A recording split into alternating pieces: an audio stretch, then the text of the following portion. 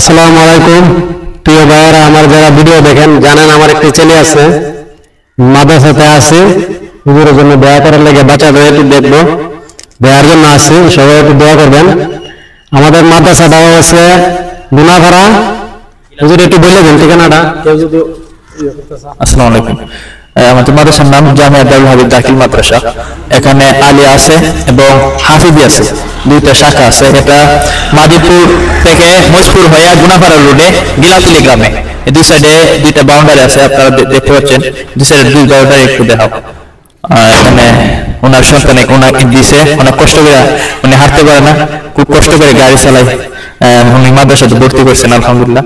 আল্লাহ যেন ওনার সন্তানকে কবুল করেন, এই দোয়া করি। আপনারা সবাই ওনার জন্য এবং ওনার সন্তানের জন্য দোয়া করবেন, আল্লাহ যেন ওনাদের স্বপ্নটা কবুল করে। আপনাদের কি বলবো, অনেক সুন্দর মাদ্রাসা। আমাদের মাধবপুর থানার ভিতরে এরকম খোলা মাদ্রাসা খুবই কম। আমি তো গাড়ি নিয়ে অনেক জায়গায় যাই, মানে এই যে এখানে ভিতরটা দেখাও, অনেক সুন্দর ভিতরটা। এই যে বিকালবেলা আর মনে চমতে এরা খেলাধুলা করতে পারে। এই দেখেন সবাই যে আসারের টাইমে মানে অনেক সুন্দর সুন্দর আনন্দ করতে পারে। মানে অনেক জায়গা আছে মাদ্রাসাতে ভিতর থেকে বাইরে দাঁড়াবার জায়গা নাই।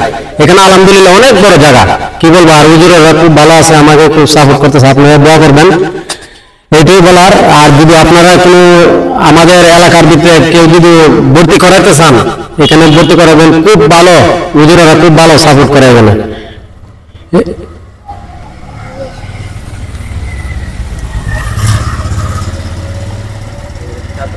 অনেক সুন্দর, দেখেন ভিতরে অনেক বড় জায়গা। মনে করেন অন্যান্য মাদ্রাসা ছেলে মানে এরা লেখাপড়া করে এত কষ্ট করে বাড়িবার জায়গা নাই, এখানে বাড়িবার জায়গা আছে। সকলকে ধন্যবাদ।